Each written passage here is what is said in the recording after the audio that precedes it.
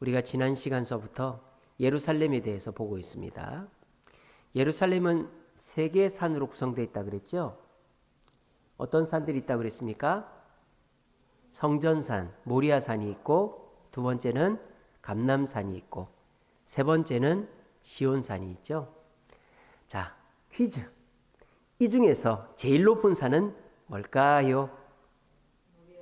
예, 모리아산 제일 높아야 될 것 같죠. 제일 낮습니다.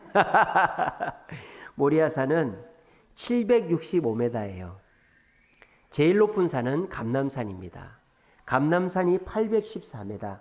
그 다음 높은 산이 성전산은 734m. 그 다음 높은 산은 시온산 765m. 가장 낮은 산이 성전산 모리아산 734m입니다. 그래서 감람산이 여기 있고 그 감람산 앞에 기드론 시내가 이렇게 있고 그 건너편에 성전산이 있고 요 밑쪽에 시온산이 있어요. 그래서 이 감람산이 814m 제일 높고 그 기드론 시내 건너편 성전산이 734m 제일 낮고 요 밑에 있는 성전산이 765m 두 번째로 높은 산입니다. 이 세 개의 봉우리로 구성되어 있는 이 지역이 예루살렘이다. 이렇게 보시면 됩니다. 우리가 지난 시간에는 이 감람산에서 기드론 시내를 건너서 이 사자문이라고도 하고 양의 문이라고도 하고 또 무슨 문이라고 한다 그랬죠? 스로 시작합니다. 돌 맞아 죽은 사람. 스데반 문이라고 하죠. 스데반 문을 지나면 제일 첫 번째 나오는 곳이 뭐라 그랬죠? 배로 시작합니다. 베데스다라고 그랬잖아요. 예, 잘 드셨나 보네요. 지난주 기억을 잘 드셨나? 다 까먹으셨네. 베데스다. 사실 여기는 연못이 아니고 기드론 시내가 범람할 때 물을 끌어다가 모아놓은 물 저장소라 그랬죠. 그래서 윗못과 아랫못 두 개로 되어 있고 이 기드론 시내에는 원래 그 물로 성전에서 제물을 잡고 성전에 쓰는 물들을 모아두는 곳인데 이제 깨끗한 물이 있으니까 이 환자들이 거기 가서 몸을 씻고 쉬고 했던 공간이 바로 베데스다였다. 근데 이제 시간이 지나니까 이 예루살렘의 통치자들이 그곳에다가 요양소를 지어줬다 그랬죠. 5개의 행각이 있었다 그랬어요. 그래서 이곳은 전설이 있다 그랬죠. 제일 먼저 그 천사가 내려와 물이 움직일 때 제일 먼저 들어간 사람이 병이 낫는다. 근데 예수님이 이 베데스다에 가셨는데 딱 아무도 고치지 않았어요. 그죠? 예수님 치료하러 간 게 아니라 표적을 보이시러 가셨다 그랬죠. 뭐하러? 너희들이 이 베데스다의 헛된 희망 고민에 빠져 있지 말고 나에게 나오라는 거죠. 나에게 나오면 희망이 있다라는 거죠. 그래서 그 표본으로 38년 된 병자를 일으켜서 걸어가라 그런 거죠. 그래서 이 베데스다는 선동과 미신과 적자 생존의 공간이지만 예수님께서 이곳에서 희망을 선포하셨다. 그게 베데스다가 있다고 그랬죠. 그리고 여기에는 마리아의 어머니 안나의 출생지라고 추측되는 성 안나 성당이 있다고 그랬죠. 그래서 이 베데스다를 조금 지나면 이 안토니오 요새라고 나오는데 거기 안에 빌라도 법정이 있었다 그랬죠. 그래서 그 빌라도 법정에서부터 800m에 이르는 언덕길을 뭐라고 한다 그랬습니까? 비아 돌로로사. 비아는 길, 돌로로사는 눈물, 슬픔, 고난 이런 뜻이에요. 슬픔의 고난의 길, 그게 800m, 예수님 십자가 지고 간 길이라고 그랬죠. 14개의 포인트가 있어요. 예수님께서 십자가 지시고 또 예수님이 쓰러지시고 그 누굽니까? 구레네 시몬이 십자가를 지고 또 쓰러지시고 어떤 여자가 수건을 베로니카가 수건을 줘서 그걸 닦았는데 얼굴 모양이 나오고 또 벽을 짚고 여자애 울지 말라 하시고 이렇게 올라갔어요. 그리고 10번째부터 14번째까지는 한 공간에서 이루어졌다 그랬죠. 거기가 교회가 세워졌는데 성묘교회다. 골고다 언덕에 교회를 세웠다 그랬죠. 그래서 예수님께서 옷 벗김을 당하시고 또 들어가 십자가에 못 박히시고 십자가에 달리시고 죽으시고 내리시고 그다음에 아리마대 요셉에 들어가시고 요 10번째부터 14번째가 성묘교회 앞과 안에 있다 그랬어요. 이 포인트들이 이 비아 도로로사 고난의 길에 있는 예수님의 흔적들이다. 그런 말씀드렸습니다. 그래서 지난주에는 이 감람산에서부터 시작하는 이 양의 문서부터 예수님이 십자가 길을 봤다면 오늘은 그 예루살렘 성 바깥 감람산과 시온산에 대해서 같이 생각해 보도록 하겠습니다. PPT로 넘겨주세요. 자, 제가 또 영혼을 갈아 넣어 가지고 만든 지도와 그림입니다. 물론 저 지도는 제가 그린 건 아닙니다. 저기 보시면 감람산이라고 써 있죠. 감람산이 제일 높습니다. 예루살렘에 있는 산 중에 814m입니다. 그러니까 전망이 좋겠어요, 안 좋겠어요? 엄청 좋겠죠. 그 감람산 옆에 그림이 하나 있죠. 사람들이 막 서 있죠. 그죠? 저기가 감람산 전망대입니다. 그 밑을 보고 있죠. 밑에 저 노란 동그란 거 보이시죠? 저기가 예전에 성전이 있던, 지금은 이슬람 사원이 있는 황금돔 사원입니다. 그러니까 저 성전 터가 지금 밑으로 보입니까? 위로 보입니까? 밑으로 보이잖아요, 지금. 그러니까 감람산이 더 높다고요. 아시겠죠? 그래서 감람산에서 쭉 내려보면 저기 예루살렘 성벽이 보이고 그 성벽 뒤에 그 황금돔 사원이 보인다고요. 그리고 황금돔 사원 뒤쪽에 보면은 막 도시가 있죠. 빌딩이 있고 저게 뉴시티입니다. 예루살렘은 올드시티가 있고 뉴시티가 있어요. 올드시티는 그야말로 그냥 이제 기념품 가게나 있는 그런 곳이고 뉴시티는 뭐 사람들이 막 현대적인 모양으로 사는 그게 뉴시티입니다. 그래서 여러분들이 감람산을 가면 제일 먼저 저 감람산 전망대를 가요.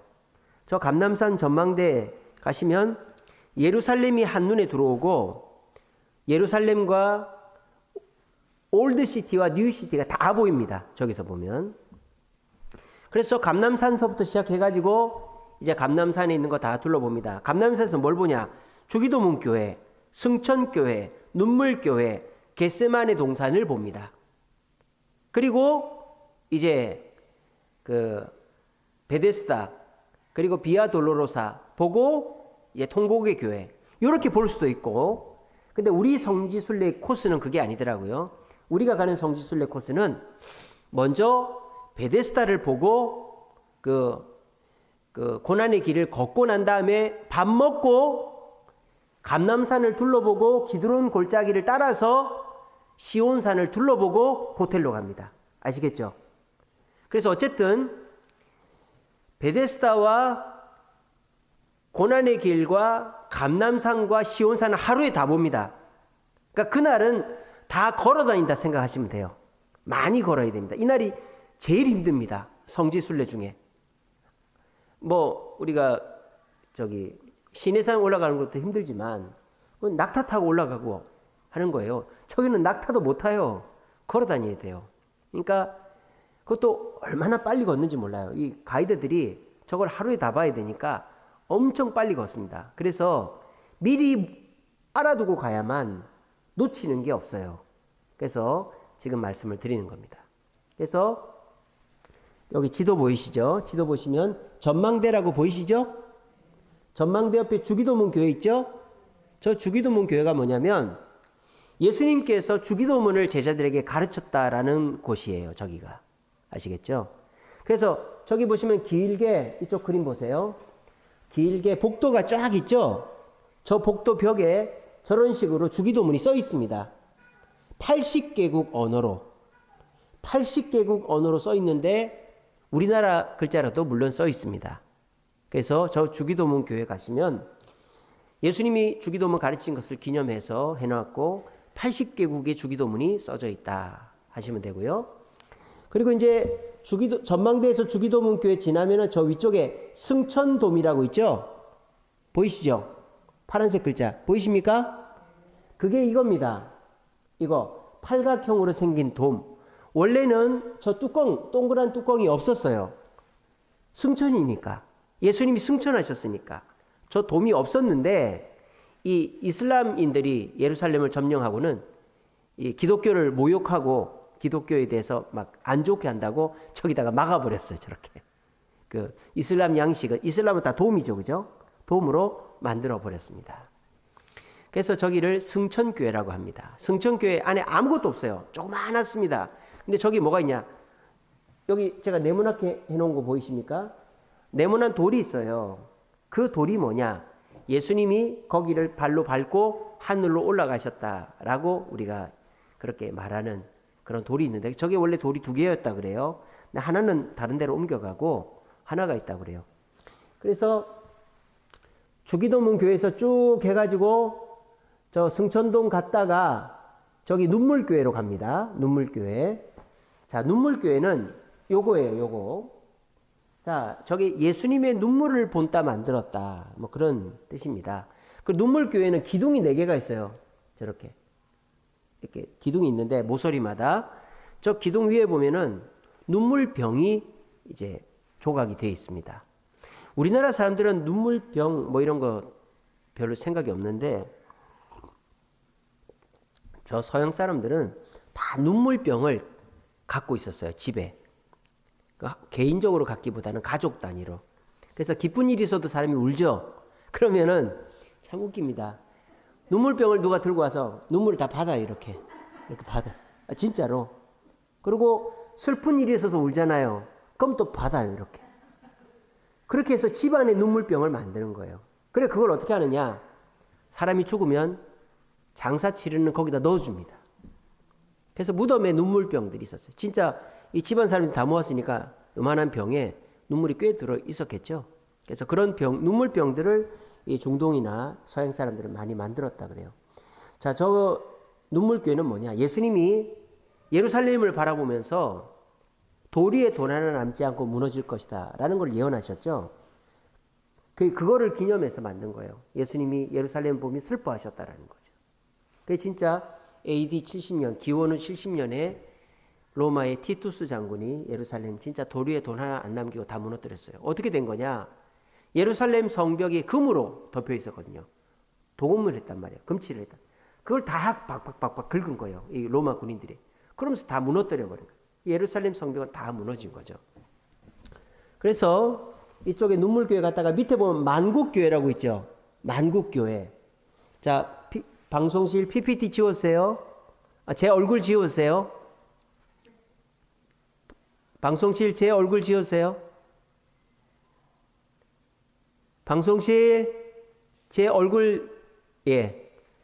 여기 이 올리브 나무 위에 건물 보이시죠? 저게 만국교회입니다.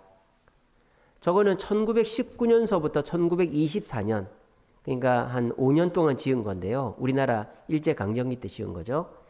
전 세계 18개 국가에서 돈을 보냈어요. 16개 국가에서. 그래가지고 저걸 지었어요. 저 만국교회는 뭘 상징하냐? 안에 들어가 보면 예수님의 겟세마네 기도가 벽화로 그려져 있습니다. 그러니까 예수님께서 겟세마네 동산에서 기도하신 것을 기념해서 만든 교회가 만국교회예요. All Nations Church. 그리고 저기 나무 보이시죠? 저게 올리브 나무, 감람나무입니다. 2000년 됐대요. 근데 과학적인 증거는 없고 1000년은 넘었을 것이다. 그렇게 봅니다. 여러분, 나무 중에서 제일 빨리 죽는 나무가 뭔지 아세요? 꽃이 피는 나무는 제일 빨리 죽습니다. 우리 벚꽃나무 있죠? 벚꽃나무 수명이 30년이에요. 제가 그걸 어떻게 하냐면 진해 있을 때 벚꽃나무 심으면 커지면 베버립니다. 나무가 수명을 다하면. 물론 더 살 수도 있겠지만 꽃을 피는 나무, 꽃이 화려한 나무는 빨리 죽어요. 두 번째로 빨리 죽는 나무가 뭘까요? 열매 맺는 나무입니다. 열매 맺는 나무는 수명이 한 100년 가나? 요즘처럼 저렇게 막 열매를 주렁주렁 맺는 나무들이 더 빨리 죽겠지만 열매 맺는 나무는 100년을 못 갑니다. 가장 오래 가는 나무가 뭘까요? 꽃도 열매도 안 맺는 나무예요. 소나무 이런 거. 무화과는 열매가 있죠. 꽃도 있고 무화과가 꽃이자 열매죠. 그러니까 쉽게 말하면 이런 거예요. 꽃이 어떻습니까? 이렇게 해서 꽃몽오리를 딱 펼치는 게 꽃이죠. 무화과는 꽃몽오리를 못 펼치는 거예요. 이렇게 닫힌 채로 안에 꽃이 이제 쉽게 말하면 고라지는 거죠. 그게 사가가지고 꿀이 되는 거예요. 그게 무화과예요. 그래서 무화과는 꽃이 딱 이렇게 펼쳐지지 않은 상태, 이 상태로 꽃을 우리가 먹는 거예요. 근데 소나무 같은 거 천년을 살잖아요. 그 왜 그렇다? 열매가 없기 때문이에요. 버드나무 이런 거 천년을 살고 은행나무도 천년을 살죠. 열매가 그렇게 크지 않고 그런 나무들은 오래 삽니다. 올리브 나무도 오래 삽니다. 그래서 여러분들이 이제 쭉 오시면은 만국교회가 바로 겟세마네 동산에 세워져 있어요. 근데 우리가 겟세마네 동산이라고 말하는데 사실은 동산이 아니고 가든이에요. 가든 오브 겟세마네 이렇게 보시면 됩니다. 그래서 그냥 쭉 내려오다 보면은 소나무 올리브 나무가 심겨져 있어요. 넓지도 않아요. 한 18개 심겨 있습니다. 저 오래된 올리브 나무들이 18개가 쫙 심겨져 있습니다. 그래서 이제 그 겟세마네 정원 이제 구석에 이제 큰 길가 쪽에 저 만국교회가 저렇게 세워져 있어요. 그래서 여러분들이 감남산을 가시면 감남산 전망대에서부터 시작해가지고 주기도문교회, 승천교회, 눈물교회, 겟세마네 동산, 만국교회를 보고 우리는 어떻게 하느냐? 기드론 시내를 쭉 따라서 아마 차 타고 이동할 것 같은데 시온산으로 걸어갈 수도 있어요. 시온산으로 가는 거예요. 자, 그런데 그렇게 됩니다. 자, 이렇게 하고 같이 읽겠습니다. 시작. 이에 예수께서 제자들과 함께 겟세마네라 하는 곳에 이르러 제자들에게 이르시되 내가 가서 기도할 동안에 너희는 여기 앉아 있으라 하시고 조금 나아가사 얼굴을 땅에 대시고 엎드려 기도하여 이르시되 내 아버지여 만일 할만하시거든 이 산 내게서 지나가게 하옵소서. 그러나 나의 원대로 마시옵고 아버지의 원대로 하옵소서 하시고. 아멘. 자, 저게 바로 예수님께서 겟세마네 동산에서 하신 말씀이죠. 예수님이 이 마가 요한의 다락방은 어디입니까? 시온산에 있습니다. 좀 이따 보시면. 자, 보세요. 여기가 감남산, 여기가 모리아산, 여기가 시온산이에요. 여기가 기드론 골짜기예요. 예수님이 여기 마가 요한의 다락방에서 성찬식을 하시고 세족식을 하시고 제자들을 데리고 기드론 골짜기를 통해서 감남산으로 가신 거예요. 여기서 새벽까지 기도하신 거죠. 기도했는데 그 가룟 유다가 대제사장의 군대를 데리고 와서 예수님을 잡았죠. 그래서 다시 기드론 시내를 따라서 가야바의 집으로 가는 거예요. 가야바의 집이 감남산에 있습니다. 시온산에 있습니다. 나중에 보면 나옵니다. 그리고 가야바의 집에서 예수님이 불법 재판을 받으시고 밤새 감옥에 갇혀 있다가 날이 새자마자 다시 기드론 시내를 따라 올라가서 그 사자문, 스데반의 문, 그 양의 문을 들어가서 빌라도 법정으로 들어가신 거예요. 아시겠죠? 이 기드론 시내를 계속 왔다 갔다 하셨다 이 말이에요. 아시겠죠? 다시 합니다. 이 마가 요한의 다락방에서 성만찬 하시고 세족식 하시고 또 다 하시고 기드론 시내를 따라서 겟세마네 동산에 가서 기도하시고 대제사장의 군대에게 잡혀서 다시 기드론 시내를 따라서 가야바의 집에서 불법 재판 받으시고 밤새 갇혀 계시다가 다시 기드론 시내에 올라가서 사자문, 양의 문, 그 스데반 문이라고 부르는 문으로 들어가서 가야바 법정에서 불법 재판을 받으시고 비아 돌로로사 고난의 길을 이렇게 꺾어서 올라가서 골고다 언덕에서 돌아가셨다라는 거예요. 아시겠죠? 요런 코스입니다. 자, 그런데 겟세마네가 무슨 뜻인 줄 아십니까? 겟세마네, 기름 짜는 틀이란 뜻이에요. 기름 짜는 틀. 무슨 기름을 짜겠어요? 올리브 기름을 짜겠죠. 감람유라고 하는 올리브 기름 아시죠? 올리브 기름. 그래서 그냥 먹어도 되잖아요. 몸에 좋은 거죠, 그거는. 그죠? 식물성 기름이니까. 그래서 저 감람 겟세마네라는 이름은 올리브 기름을 짜는 특이한 뜻입니다. 올리브 기름을 몇 번 짜는 줄 아십니까? 올리브 기름은 3번 짭니다. 3번. 그래서 첫 번째 꽉 짜서 나오는 기름을 우리가 그 녹차도 첫 잔에도 그 우려 마시고 둘째 잔이 제일 맛있다든가 뭐 그렇다는 것 같아요. 그러니까 그런 것처럼 올리브도 한 번 짜고 버리는 게 아니에요. 올리브는요 버리는 게 없습니다. 우리나라도 뭐 물고기 뭐 이렇게 대구 이런 거 버리는 게 없다 그러잖아요. 올리브는 버리는 게 없어요. 올리브를 처음 딱 짜서 첫 번째 기름은 성소의 촛대의 기름으로 씁니다. 제일 좋은 기름이거든요. 첫 번째 기름은. 그리고 첫 번째 기름을 짜고 두 번째 기름을 꽉 짜가지고 그 두 번째 기름으로 관유로 씁니다. 관유가 뭐냐? 성전에서 제사할 때 쓰는 기름을 말해요. 그리고 사람이 먹는 기름은 두 번째로 짠 기름입니다. 두 번째로 짠 기름. 그리고 마지막으로 한 번 더 짭니다. 꽉 쥐어 짜요. 그렇게 해서 나온 기름을 화장품으로 쓰고 몸의 치료 용도로 쓰는 거예요. 아시겠죠?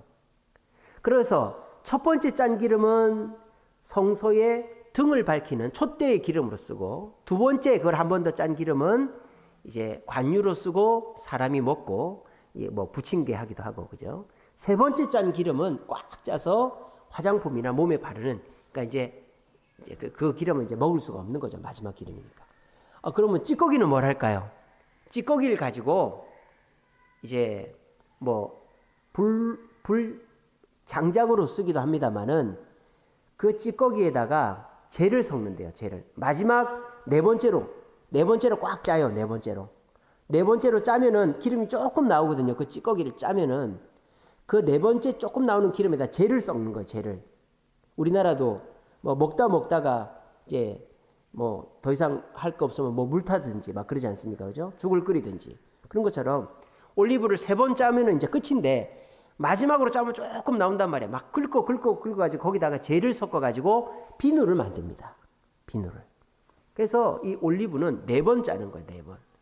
그러니까 사실 4번째는 짜는 것도 아니죠.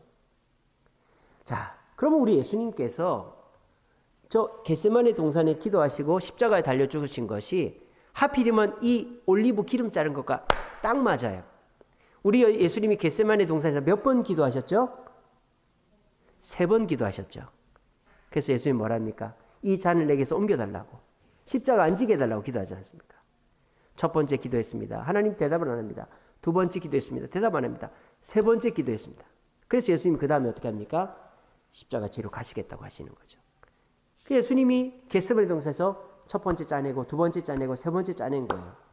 그리고 마지막으로 짠 게 뭐예요? 십자가에 달려 죽으신 거죠. 물과 피를 다 쏟으신, 자신의 몸을 살과 피를 다.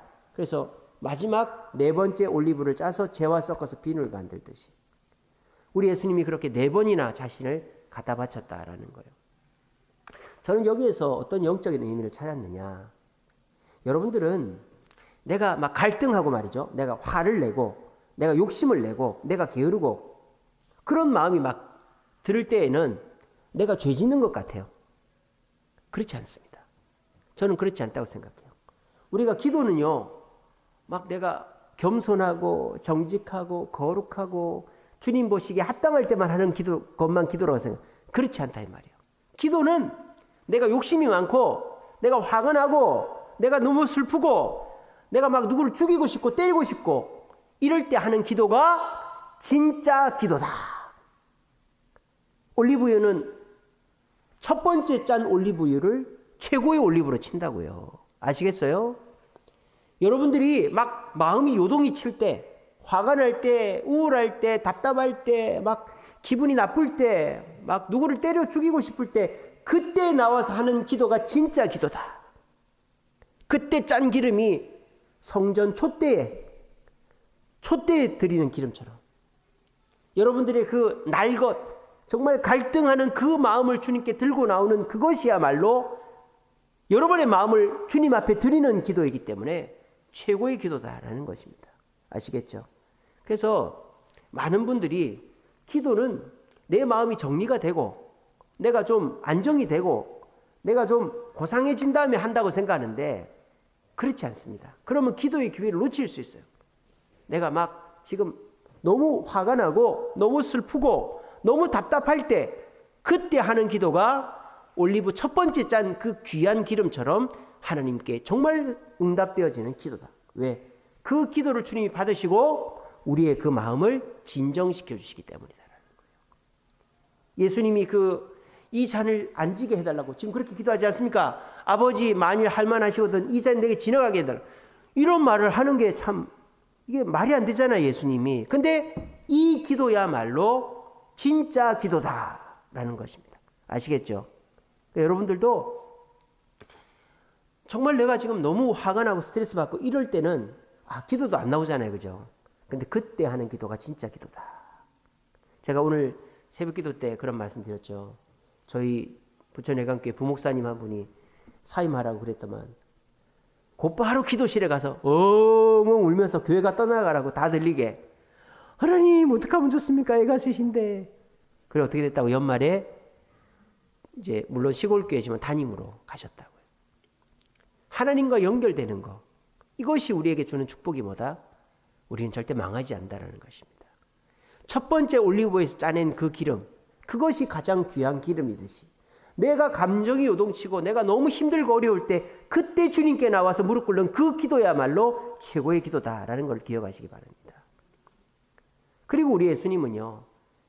십자가에서 자기 몸을 다 바쳤잖아요. 올리브도 어떻다?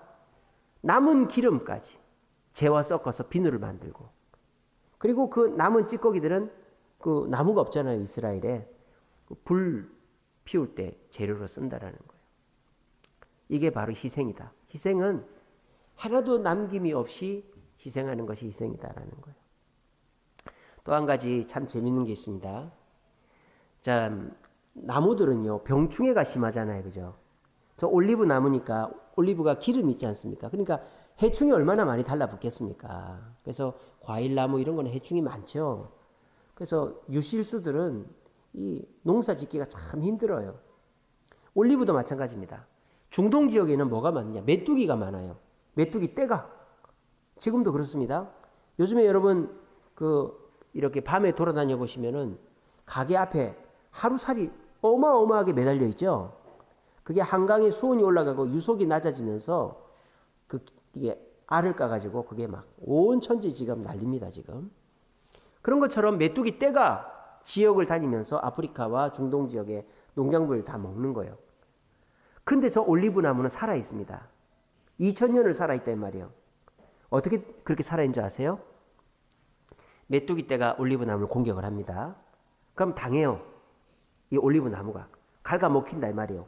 이파리도 갉아먹히고 올리브 나무도 올리브 열매도 갉아먹혀요. 그러면요, 이 올리브 나무는 올리브 열매에서 뭐가 나와요? 기름이 나오잖아요. 그러면은 그게 갉아먹히면서 기름 냄새가 나오는 거예요. 아시겠죠? 그러면 그 기름 냄새가 퍼지는 거예요. 어디로? 옆에 있는 올리브 나무로. 그러면은 그 기름 냄새가 퍼지면서 옆에 있는 올리브 나무에 덮여가지고 그 옆에 있는 올리브 나무들은 메뚜기 떼의 공격에서 보호받는답니다. 이게 바로 올리브 나무가 2000년을 살아나온 비결이다. 나를 희생해서 다른 나무를 살리는 거죠. 그러니까 예수님이 저 겟세마네 동산에서 기도하신 게 참 진짜 알고 그러셨는지 몰라도 기가 막히게 맞아떨어지는 게 많아요. 4번 짜는 것도 그렇고 올리브 나무가 생존하는 방법도 그렇고. 그러니까 올리브 나무는 연약해요. 그죠? 뭐 방어할 수 있는 수단이 없잖아요. 그런데 올리브 나무는 나를 희생시켜서 남을 살리는 그런 희생의 아이콘이 올리브 나무다라는 거예요. 예수님이랑 딱 맞지 않습니까? 예수님이 돌아가심으로 예수를 믿는 온 인류가 구원을 얻었잖아요. 올리브 나무, 그 올리브 가든에 있는 올리브 나무 하나가 메뚜기 떼의 공격을 받으면 나머지 올리브 나무들은 다 사는 거예요. 우리도 마찬가지입니다. 저는요 이렇게 생각합니다. 그리스도인이 가장 잘하는 것이 뭐냐? 바로 희생이라고 생각합니다. 희생. 왜? 우리 그리스도인이 예수님을 닮아감에 있어서 가장 예수님을 많이 닮는 것이 십자가를 닮는 것이기 때문이죠.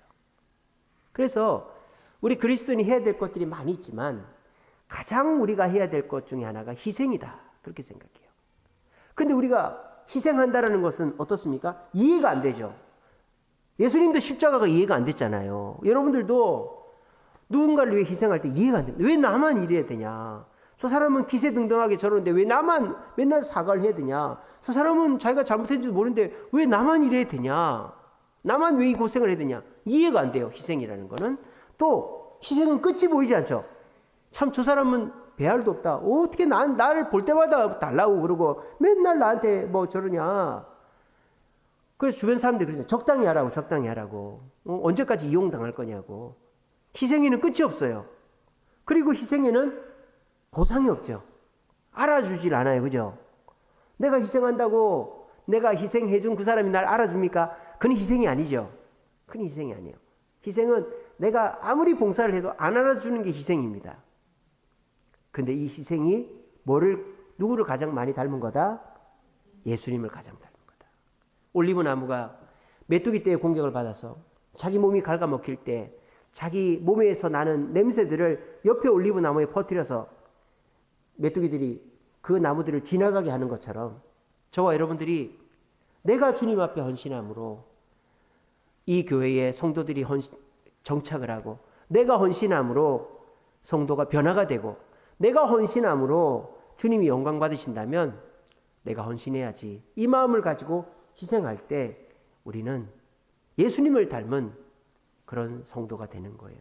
가정에서도 마찬가지죠. 아무도 알아주지 않아요. 특별히 교회 다니는 사람들을 더 이용해 먹죠. 형제간 중에서도 가족들 중에서도 막 우리를 공격합니다. 이해가 되지 않습니다. 또 언제 이런 공격이 끝날지 모릅니다. 그리고 그 사람이 나를 그렇다 고맙다고 하지도 않아요. 근데 그것이 뭐다? 희생이다. 그 희생에 뭐가 있다? 예수님의 칭찬이 있다라는 것입니다. 여러분 저 감남산, 감남이 뭐예요? 올리브잖아요. 올리브산입니다. 저기가. 저 감남산의 핵심은 겟세마네 동산이에요. 겟세마네는 기름 짜는 틀이에요. 기름은 4번 짭니다. 첫 번째 기름은 성전에 촛대에 드리고, 두 번째 기름은 성전에서 제사에 쓰고 또 사람이 먹고, 세 번째 기름은 몸에 치료하고 화장품으로 바르고, 네 번째 기름은 이제 비누를 만들고, 나머지 찌꺼기는 불에 쓰고, 하나도 버릴 것이 없는 감람나무, 열매, 올리브. 예수님이 그래 하셨듯이 우리도 그렇게 해야 된다. 그리고 이 올리브 나무가 공격받을 때 자기 몸은 갉아먹힘을 당해도 다른 나무를 살리기 위해서 애쓰고 노력한다. 우리들도 아무도 인정해주지 않아도, 이해되지 않아도, 알아주지 않아도 희생하는 그것이 예수님을 가장 닮은 것이다. 우리가 성지순례 가서 저 감람산을 둘러보시면서, 특별히 감람 겟세마네 동산을 둘러보시면서 그 희생의 마음을 되새길 수 있는 저와 여러분 되기를 간절히 바랍니다. 예, 그 다음 이제 시온산으로 갑니다. 자, 좀 영어로 되어 있지만 저 보세요. 저쪽에 보시면 겟세마네라고 좀 잘렸는데 망국교회가 아까 보여드린 형상 교회가 있죠. 저가 감람산이에요. 그 앞에 Dome of the Rock, 황금돔 사원이거든요. 저기가 있고, 여기 밑에 보면 마운틴 자이언이라고 되어 있죠. 저기가 시온산이에요. 자, 근데 이상합니다. 그죠? 시온산이 예루살렘 성 안에 있어요? 밖에 있어요? 안에 있어요? 밖에 있어요? 제대로 잘 보세요. 안에 있어요? 밖에 있어요? 밖에 있잖아요. 밖에 있잖아요. 저기 보면은 자이언 게이트라고 되죠. 시온 문 밖에 지금 여기 베드로 눈물교회도 있고 마가 요한의 다락방도 있고 그 데이비드 툼이라고 되어 있죠. 다윗의 가묘도 있어요. 아니 이거 어떻게 된 일이죠? 원래 시온성과 성전을 합쳐서 만든 게 예루살렘 성인데 어떻게 예루살렘 성이 성전 문 밖에 있을까요? 저거는 기독교인이 실수한 것도 아니고 유대인들이 실수한 것도 아니고 이슬람인들이 실수를 한 겁니다. 저기를 유대인들이 지배할 때는 시온산은 예루살렘 성 안에 있었습니다. 기독교인들, 십자군들이 지배할 때도 마찬가지였습니다. 근데 이슬람인들이 저기를 점령해가지고 예루살렘 성벽을 다시 쌓는데 그 성벽을 쌓는 건축가가 실수로 저기 시온산을 밖에 두고 성벽을 쳐버린 거예요. 그래서 그 사람 혼났대요. 예. 그래서 지금 저렇게 된 거예요. 그래서 시온 게이트라고 되는 시온 문에 가면 총알 자국이 있어요. 저게 뭐냐면 저 안쪽을 점령하려고 그 중동 전쟁 때 팔레스타인과 이 유대인들이 막 전쟁을 했거든요. 그래서 저기가 저렇게 이제 그래서 결국 유대인들이 점령을 했죠. 왜냐? 저기 보시면 아르메니안 쿼터, 주이시 쿼터, 위에는 크리스찬 쿼터라고 돼 있죠. 저 위에 무슬림 쿼터라고 돼 있죠. 그러니까 이슬람인들은 저 위로 밀려난 거예요. 이쪽에 개신교인들의 지역, 아르메니안 정교의 지역, 유대인 지역이 된 거예요. 아시겠죠? 그때 중동 전쟁 때 아랍인들은 저기를 뺏기고 저 위로 간 거예요. 자, 그런데 저기를 왜 뺏었느냐? 저것 때문이죠. 주이시 쿼터라고 노란색 글자로 써 있죠. 저기 위에 보면 웨스턴 월이라고 돼 있어요. 웨스턴 월. 저게 서쪽 벽이죠. 저게 바로 통곡의 벽입니다. 통곡의 벽 밑에 보면 영어로 뭐라고 돼 있습니까? 덩 게이트라고 돼 있죠. 덩 게이트. 덩이 뭐예요?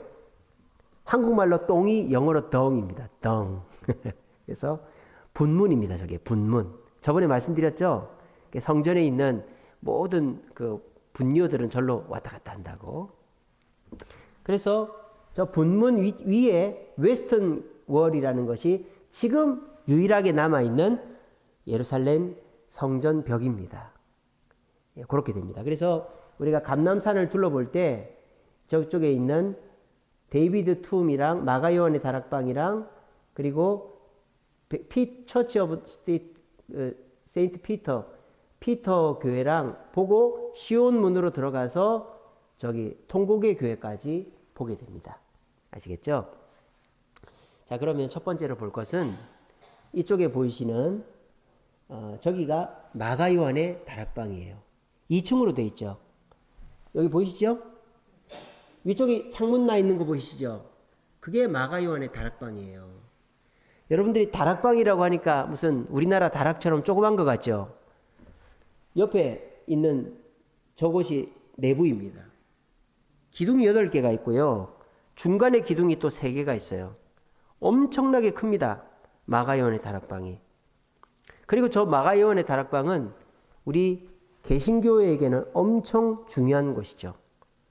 저 마가요한의 다락방에서 예수님께서 성만찬을 하시고 세족식을 하시고 그리고 마띠아를 12번째 제자로 뽑죠. 가룟 유다가 자살했기 때문에. 그것도 저기서 했고 40일 성령 강림을 위해서 40일 동안 금식 기도한 것이 저곳이고 그리고 저곳에 있다가 성령을 받고 난 다음에 어떻게 합니까?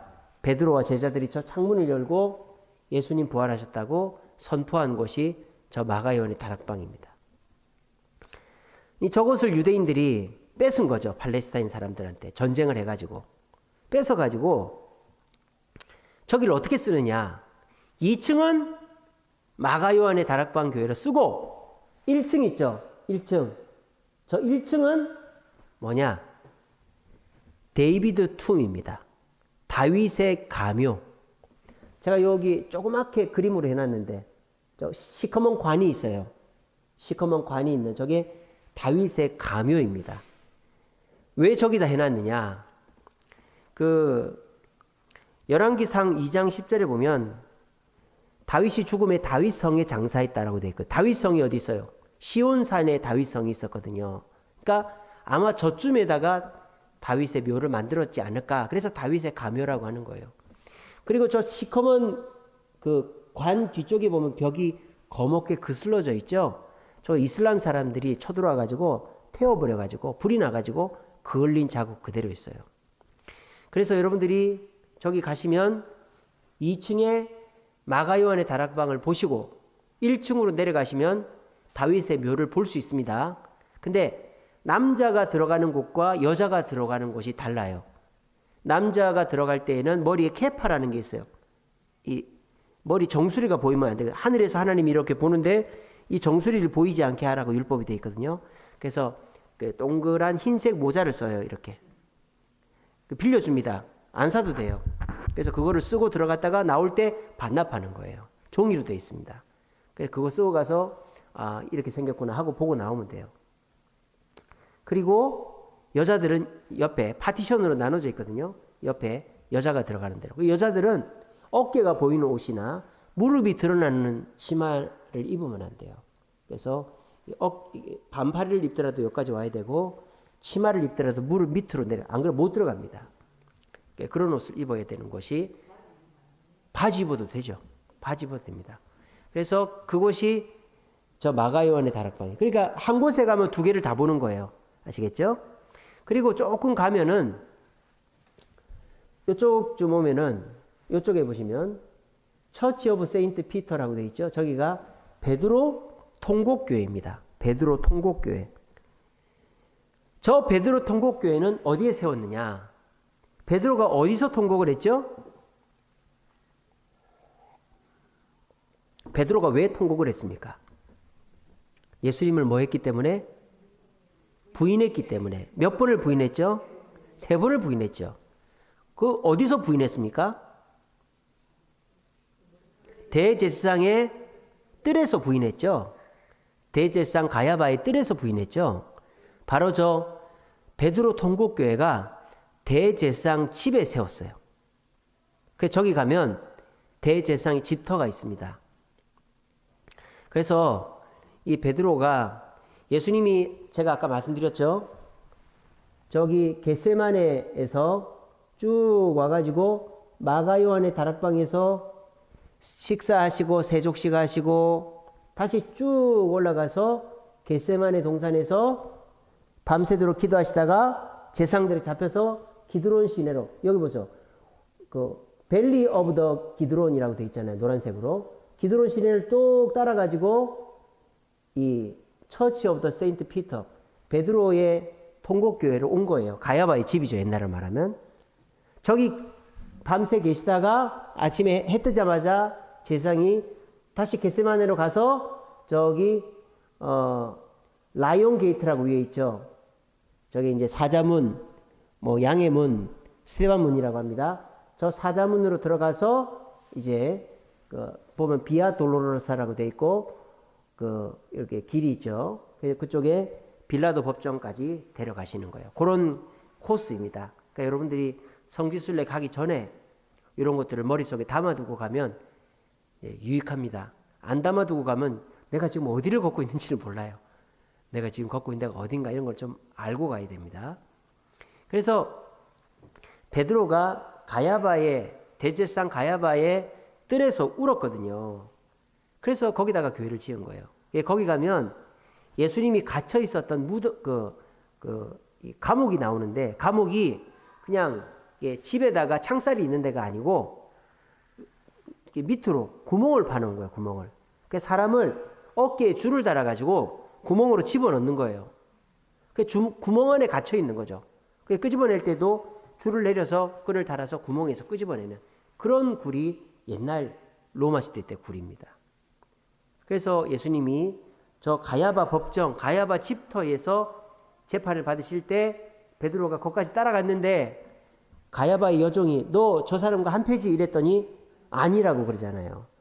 근데 옆에 있는 사람이 맞는데 그러니까 아니라고 그러잖아요. 세 번째 또 그랬더니 힘주어서 아니라고 그러고 도망을 치면서 울잖아요.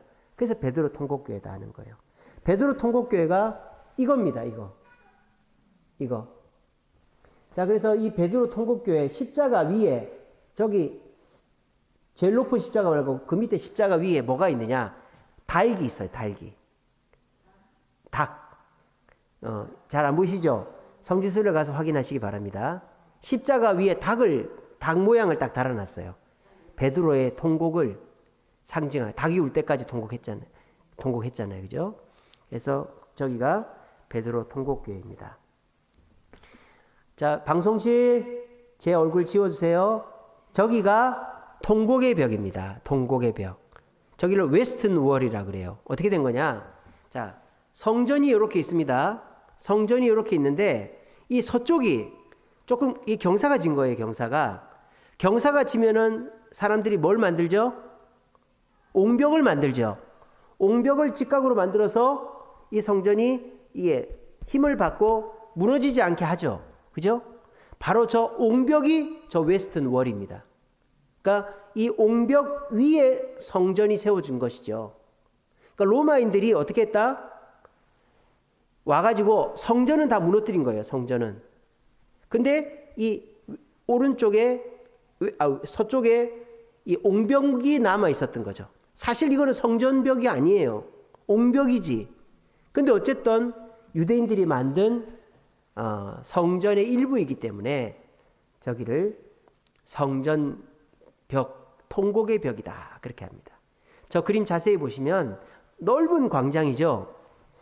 예루살렘 성 안에서 제일 넓습니다. 넓은 데가 저기밖에 없어요. 저기 보시면 파티션으로 나눠져 있죠. 보이시죠? 이쪽에 제일 많은 데가 여자들이 들어가는 데예요. 저쪽에가 남자들이 들어가는 데예요. 참 남녀 차별도 대단하죠. 그죠? 여자들은 좁게 있고 남자들은 좀 널널하게 있고 말입니다. 그리고 이제 남자들 저쪽에 있는 데 보면은 건물 밑에 이렇게 입구가 있잖아요. 절로 들어가면 유대인들이 공부하는 공부터가 나와요. 막 머리 이렇게 하면서 막 외우고 이렇게 하고 있습니다. 거기 우리가 들어가 볼 수 있어요. 그리고 저 성전 벽에 보면은 이제 유대인들이 막 기도하고 있거든요. 벽에서. 저기 보면은 종이를 그 틈에다가 막 꽂아놨어요. 자기가 소원하는 것들을 응답받으려고 꽂아놨어요. 그래서 이제 그 통곡의 벽까지는 그냥 들어갈 수 있는데 안쪽에 그 유태인들 공부하는 도서관에 들어갈 때는 아까 말씀드린 케파 그걸 쓰고 들어가야 됩니다. 또 여자들 마찬가지로 무릎 밑으로 치마를 입고 어깨가 드러나는 옷을 입으면 안 돼요. 그게 바로 저 통곡의 벽입니다. 그래서 저 통곡의 벽을 차지하려고 유태인들이 전쟁 때 싸웠다 이 말이에요. 그 중동 전쟁 때. 그래서 제가 아까 지도에서 말씀드린 것처럼 아르메니안 쿼터, 주이시 쿼터, 크리스찬 쿼터 저까지는 유대인들이 들어갈 수 있어요. 근데 저 위에 무슬림 쿼터에는 유대인들이 들어갈 수가 없어요. 그래서 그래서 예루살렘은요, 이 여러 종파들이 찢어가지고 다스리고 있어요. 얼마나 어리석습니까? 성지라는 개념이 있어가지고 그 성지를 내가 갖고 있어야 이제 더 큰 공로가 임한다. 이런 어리석은 생각을 하는 거예요. 그래서 유대인들이 목숨을 싸워서 건진 데가 저 통곡의 벽인 거예요. 그러니까 저기서 뭘 합니까? 국가 행사를 저기서 합니다. 우리나라 그 대통령 취임식 국회의사당 앞에서 하지 않습니까? 그런 거랑 똑같아요. 국가 행사를 저 통곡의 벽에서 합니다. 또 군인들이 선서를 저기서 합니다. 국경일 행사를 저기서 합니다. 그리고 저 통곡의 벽은 24시간 개방되어 있습니다. 24시간. 저희는 그 늦게 가가지고 어두워져서 저기를 갔는데 밤에 가도 사람이 많이 있더라고요. 넓은 광장이에요. 여의도 광장처럼. 근데 금요일 오후부터는 갈 수가 없어요. 못 가는 게 아니라 사람이 너무 많아가지고. 금요일 오후가 뭐죠? 안식일이죠. 안식일. 금요일 저녁서부터 토요일 저녁까지가 안식일이죠. 유대인들은 보면요. 금요일 6시만 되면은 가게 문 닫았고 이제 안식일을 지킵니다. 토요일 6시까지. 그래서 그 유대인들이 가게를 돌아다니면서 종을 막 쳐요. 땡그락 땡그락 땡그락. 뭐 하라고? 가게 문 닫으라고. 가게 빨리 문 닫으라고. 엄청 시끄럽게 땡그락 땡그락 땡그락 문 닫아 욕은 안 하면서 땡그락 땡그락 땡그락. 그래서 6시에 문 닫게 합니다. 그리고 이제 6월절 준비하고 식사하고 그렇게 하는 거예요. 그래서 안식일이 되면 저기 유대인들이 엄청 많이 오기 때문에 이방인들 우리는 가기가 좀 껄끄럽고 사진 찍으면 안 돼요. 안식일에는. 평일엔 찍어도 됩니다. 그런 곳이 저런 곳입니다. 자, 제 얼굴 다시 띄워주세요, 방송실. 자, 이제 마치겠습니다. 우리 이거 같이 읽어봅시다. 시작. 왕과 그의 부하들이 예루살렘으로 가서 그 땅 주인 여부스 사람을 치려하며 그 사람들이 다윗에게 이르되 내가 결코 이리로 들어오지 못하리라. 맹인과 다리 저는 자라도 너를 물리치리라 하니 그들 생각에는 다윗이 이리로 들어오지 못하리라 함이나 다윗이 시온 산성을 빼앗았으니 이는 다윗 성이더라. 아멘. 사무엘하서 5장 6절에서 7절에 나오죠. 여호수아가 가나안 땅을 점령했는데도 못 뺏은 성이 바로 저 다윗 성이었습니다. 시온산이었습니다. 그러니까 저 시온산은 모리아산보다는 높았지만 올라갈 수가 없는 거예요. 저기를 뺏을 수가 없었어요.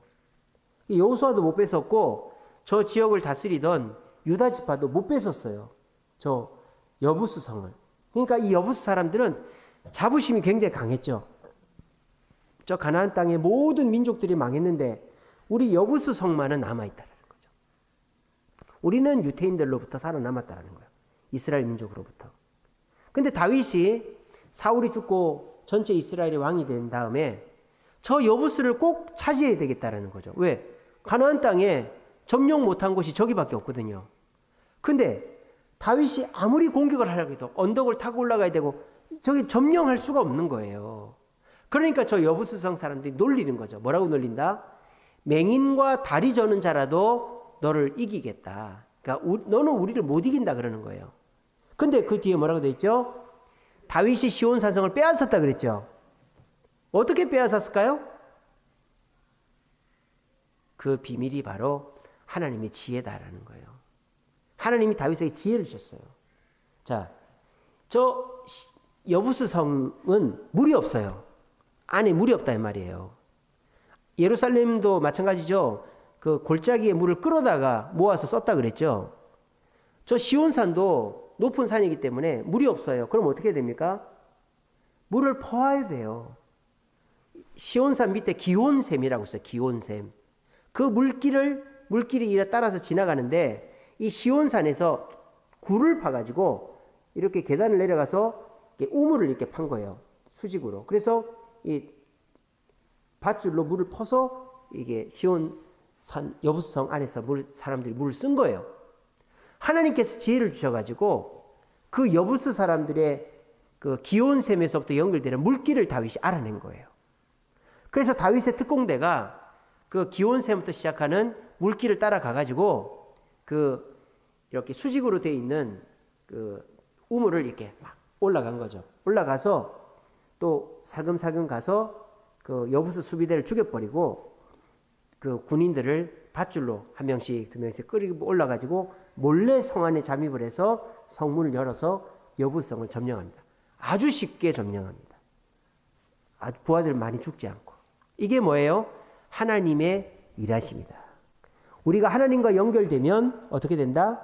어려운 일도 쉽게 된다. 이 말씀 제가 언제 했습니까? 오늘 새벽에 했죠? 오늘 새벽에 하나님과 연결된 자. 그래서 제가 그 얘기 했지 않습니까? 그 사무엘상서에 보면은 미스바 기도할 때 이스라엘 백성들이 블레셋 군대가 오는 줄 알면서도 기도를 안 멈췄다 그랬죠. 하나님과 연결되어 있으니까 하나님의 우레를 통하여 블레셋 군대가 물리쳤다 그랬죠. 히스기야도 어떻게 했다 그랬습니까? 18만 5천의 아수르 군대를 기도를 통해서 물리쳤다 그랬죠. 우리에게 가장 강점, 우리의 힘은 하나님과 연결되는 것이다. 저 시온산에 있는 시온성도 다윗의 힘으로 물리친 게 아니라 하나님과 연결되어 있었기 때문에 물리쳤다. 그래서 여러분들 저 시온산에 가시거들랑 여기가 원래 예루살렘 성 안에 들어가야 되는데 안 들어간 이유 아시고 보시고, 그리고 저기를 점령한 이 다윗이 하나님과 연결되어 있었기 때문에 쉽게 점령했다는 것을 기억하시면서 둘러보시면 아주 도움이 되실 거예요. 그래서 우리가 뭔 일을 하든지 하나님께 묻고 하나님과 동행하며 행동하여 문제를 해결받는 저와 여러분 되시기를 간절히 바랍니다. 기도하겠습니다.